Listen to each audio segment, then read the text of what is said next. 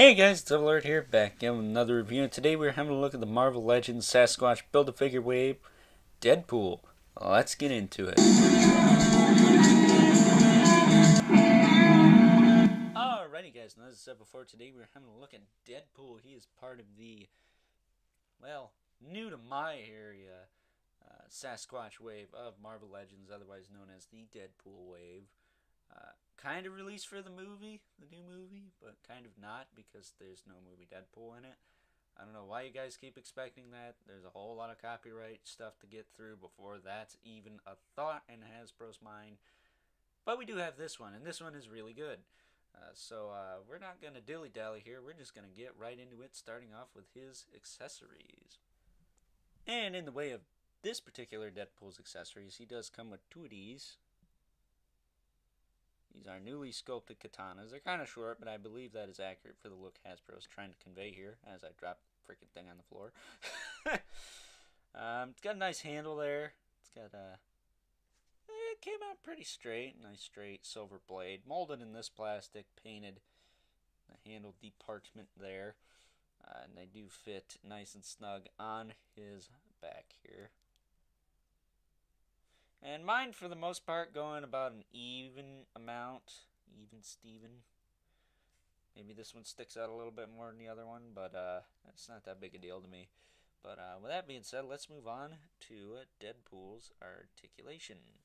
And in the way of this Deadpool's articulation, he's probably the most articulated Deadpool Hasbro's ever given us. I don't have the original one from the Warpath 2-pack, because that thing is way too expensive. But oh well. But just getting right into it here. His head will rotate and look up and down a decent amount. He's got the ab crunch, which works even though he does have this holster here.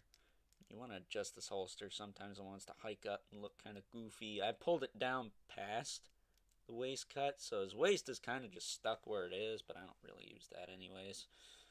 So it's not that big a deal to me. He's got the butterfly joint I really like. That's connected on both the top and the bottom of the upper torso here. It's got like a peg going in there and a peg going up in there. So nice and sturdy. Not sturdy, that's not a word.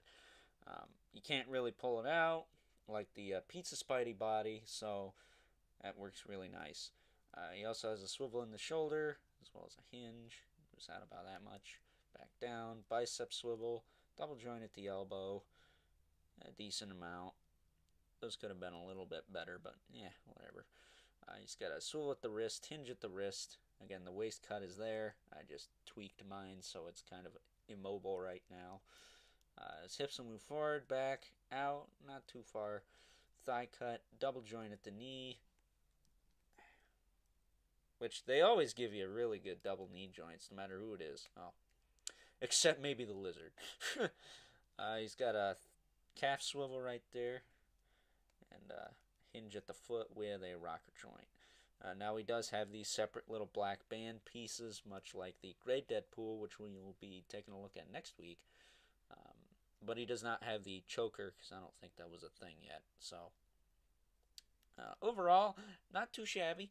The harness is removable, so if you want to do some customization, because I've heard this harness isn't 100% accurate, so if you really wanted to, you could remove it and tweak it if you so choose. So with that being said, let's do a couple of quick size comparisons before we wrap this thing up with final thoughts. Alrighty, so taking a look at Deadpool next to Pizza Spidey and, well, himself. You can see he's a little bit taller than Pizza Spidey, but I'm going to move him out of the way because I really just want to do a quick comparison between these two here. As you can see, the older Deadpool from the Juggernaut wave is a little bit taller, and like this one, did not come with a bath piece. You can see he's got the extended pinky there, as well as, if we turn them to the side, a different profile in terms of the head there. He has that little dip on his mask, which this classic one did not have originally. which is probably why I like the classic one a little bit more.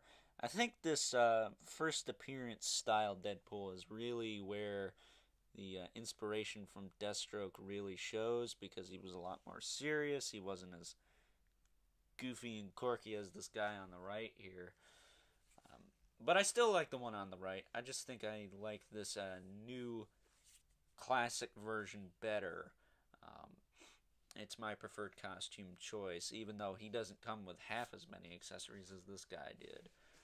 Um, so I think this new one is definitely going to be taking this one spot on the desk, but that's not a bad thing. That's just personal preference. Um, but with that being said, let's move on to final thoughts. Alrighty, guys. So wrapping up with final thoughts, I like this figure. It's got some mixed reviews, mostly because of the lack of accessories and all that stuff. But if you have as many Marvel Legends as I do, kind of can cover that with just digging through your bags of numerous weapons and such, and giving him what he really needs. Personally, I think it would have been cool if he came with some size and maybe a machine gun like the Punisher did. Something like that. That would have been cool, or maybe just 2 pistols.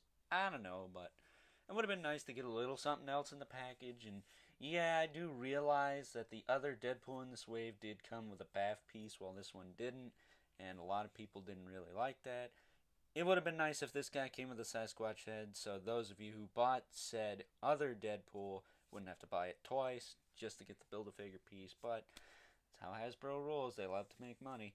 But I didn't have either of them, so I have no complaints about the two at all, really. If I was going to make a bold statement, and it is a bold statement, I think this is my favorite Deadpool. It's going to be my go-to Deadpool. Yeah, it's got its flaws. I'm not too keen on the harness. It's a little tricky to work with, but it's workable. And I don't think the Deadpool belt buckle is actually accurate for the look they're trying to go for. Hence why they probably should have packed some guns, because if they're taking liberties with delivering a classic Deadpool, then they should be able to take a little bit more said liberties and give them some stuff that Deadpool didn't exactly use.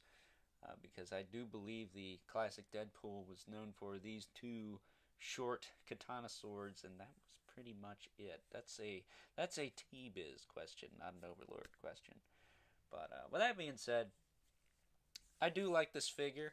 I'm going to give him a 10 out of 10 just because I don't have any issues with him. The paint's clean, the articulation's very nice, the accessories are very nice, they're new parts, the harness is new, the little pouch strap deal on his hip there, that's new. So you get a decent amount for your $20. That and Old Man Logan was $20 last year, and he's a short little fella. So I have no problems with this figure. So with that being said, hope you enjoyed this review. Don't forget to like, comment, and subscribe. And until next time, I'll catch you guys later.